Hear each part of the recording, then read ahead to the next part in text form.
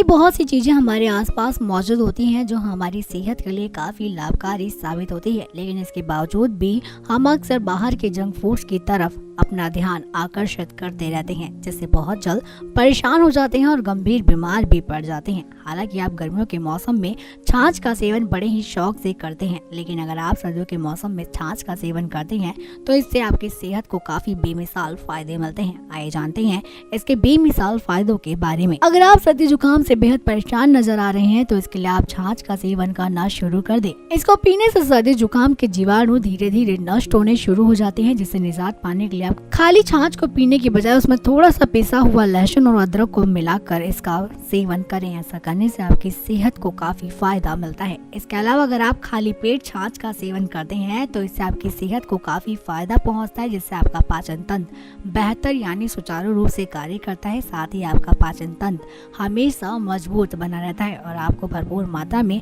पौष्टिक तत्वों की प्राप्ति भी होती है, जिससे आप हमेशा हेल्दी और सेहतमंद बने रहते हैं।